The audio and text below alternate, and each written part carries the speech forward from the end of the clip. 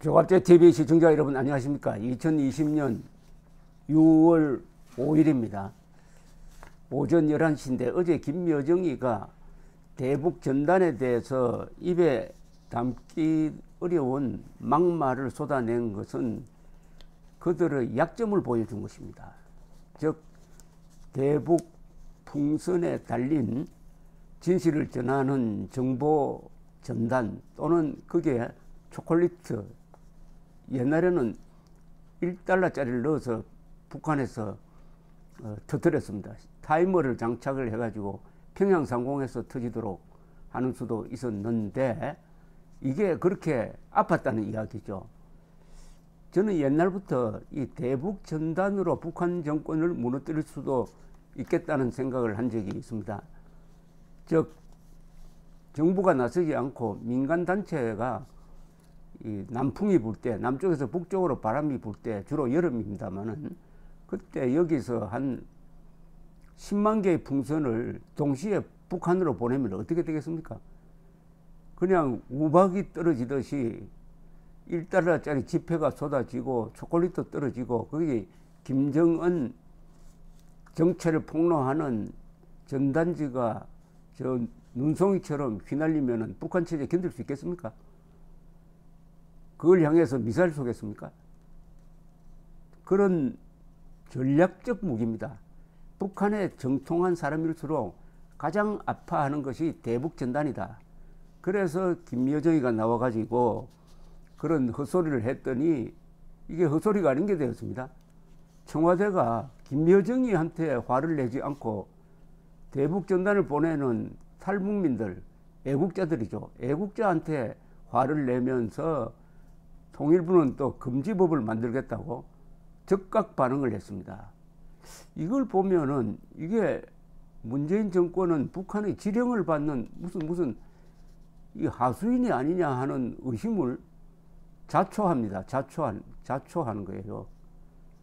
자, 이렇게 되니까 제일 민감하게 반응한 사람들이 외국의 인권단체입니다.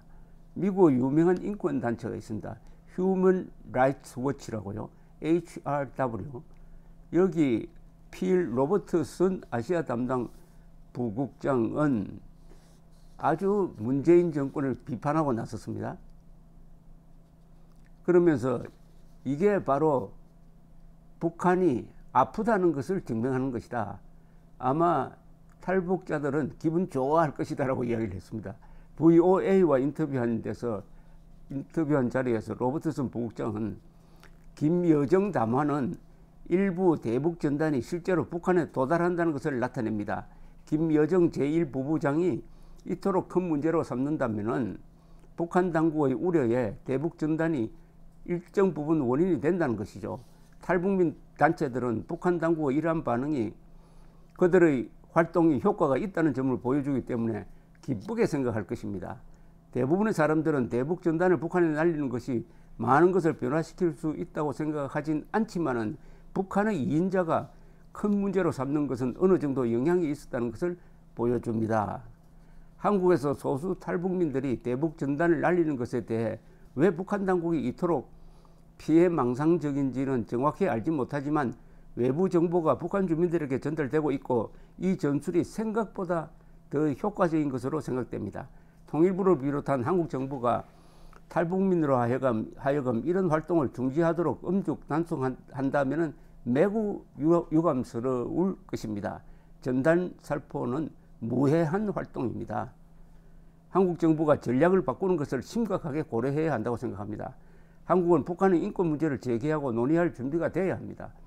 북한은 지금 한국 정부를 존중하지 않는데 한국을 대하는 방식에도 이런 태도가 보이고 있습니다. 북한이 담화를 내놓자 한국 통일부가 이 문제를 들여다보고 법적으로 중단하기 위해 무엇을 할 수 있는지 보겠다는 입장을 서둘러 내놓았습니다. 이는 터무니없습니다. 대북 정보 유입에는 많은 다양한 방법이 있습니다. 외부 세계 정보를 담은 USB를 보내는 방법도 있고 과거에는 CD도 사용했었습니다. 대북 전단과 같이 되는 대로 하는 접근법도 있는 등 북한 주민들이 외부 정보를 얻는 방법은 많습니다. 현실은 북한 주민들도 이제 이전보다는 외부 세상에 대해 더 많이 알고 있다는 것입니다.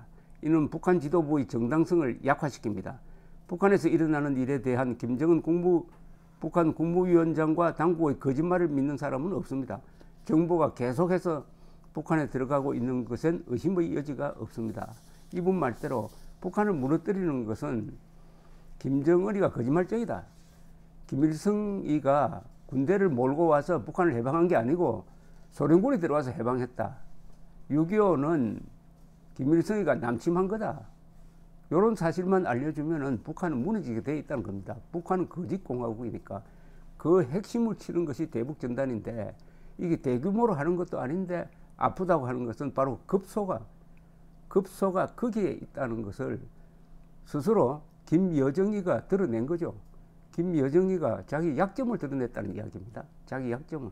그럼 그 약점을 계속 쳐야죠. 이걸 법으로 막는다는 것은 헌법 위반하지 않고는 불가능한 일입니다. 그러니까 두 가지 딜레마가 생겼어요. 문재인 정권으로서는 이걸 막으려니까 문재인 정권의 본성이 폭로됩니다. 막으려고 하니까 아, 당신 지령받는 자냐? 당신 지령받는 자냐?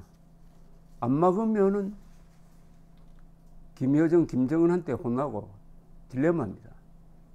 헌법 편으로 돌아와야죠. 국민 편으로 돌아와야죠. 남쪽 대통령이 아니고 대한민국 대통령임을 자각한다면은 뭐 문제 해결되게 되어 있습니다. 이 문제에 대해서 지금 물망초란 단체를 통해서 국군 포로 총환 운동을 벌이고 있는 박선영 전 국회의원이 페이스북에다가 아주 여러분들이 들으면은 스트레스가 해소될 만한 글을 올렸습니다. 지령도 공개적으로 받나? 한번 소개해 드리겠습니다. 지령이만도 못한 놈들. 지령도 이제는 공개적으로 받나? 정은이도 아니고 이제는 아편정이 같은 여정이가 말 같지도 않은 한마디를 툭 침처럼 내뱉었다고 뭐? 대북전단을 금하는 법을 만들어. 차라리 통일부를 폐지해라. 오늘 아편정이 같은 몰골로 여정이가 대북전단의 문제점을 꼴에 환경오염, 폐기물 수거 비용 운운하며 금지해달라고 한 것은 대북전단이 그만큼 북한 정권에 치명적이기 때문이다. 김씨 일가한테는 북한 핵보다 대북전단지가 더 무서운 것이다. 왜? 세뇌되어 있는 북한 주민에게 진실과 자유가 전달되면 내부 동요는 필연적이니까. 그래서 이 정권이 목을 메고 있는 개성공단 폐쇄, 남북군사합의 파기, 남북공동연락사무소 폐쇄 등을 무기삼아 협박을 한 것이다. 그런데 그게 협박거리나 되나? 개성공단은 이미 폐쇄 수준이고 남북군사합의는 마땅히 파기되어야 하며 남북연락사무소는 청와대 핫라인이 무시로 작동될 텐데 그게 무슨 큰일이라고 얼음장은. 아편정의는 원래 정상이 아니고 정작 문제는 대한민국의 통일부다. 통일부는 북한이 불상 발사체를 쏘아 올렸을 때보다도 더 빨리 전광석화처럼 4시간 만에 반응과 대응책까지 내놓았다. 아편정의 말씀을 받들어 대북 전단지 금지법을 만들겠다고? 지렁이만도 못한 놈들, 통일부가 아니라 대남 선전 선동부 남조선 지부에 통일선전부 남조선 총독부다. 그래서 통일부는 하루빨리 해체해야 한다. 이 말이 과격하게 들립니까? 저는 이보다 훨씬 더 직설적으로 문재인 정권을 비판할 단어가 있는데 많이 자제한 글로 보입니다. 자제한 글로 보입니다. 문재인 정권의 폭주가 계속되고 있습니다. 총선에서 대승했다고 해서 이 가속 페달을 계속 밟고 있습니다. 브레이크가 작동하지 않는 것 같아요. 브레이크가 작동하지 않는 자동차는 언젠가는 충돌 또는 추락 사고를 냅니다. 왜냐? 이 도로가 꼭 직선으로만 이루어져 있는 건 아니죠. 곡선도 있고 S선도 있고 유턴 해야 될 때도 있는데 이 유턴을 할 줄 모르는 문재인 정권입니다. 하늘이 무섭지 않는 모양인데 비리법권천이라는 말이 있습니다. 비리, 거짓말보다는 진리가 우선이고, 진리보다는 법이 우선이고, 법보다는 권력이 우선이고, 권력보다는 그 위에 하늘이 있다. 하늘은 역사, 민심 이런 것인데, 문재인 정권은 하늘이 무서운 줄 모르고, 그러면서도 김정은, 김여정, 천하의 악당 앞에는 납작 엎드리는 그런 추한 모습을 보여주고 있습니다. 침을 뱉어야 합니다. 박정희 대통령은 말년에 현세가 자신을 알아주지 않는다고 내 무덤에 침을 뱉으라고 했습니다. 내 무덤에. 그러나 지금 박정희 무덤에 침을 뱉는 자는 반역자밖에 없습니다.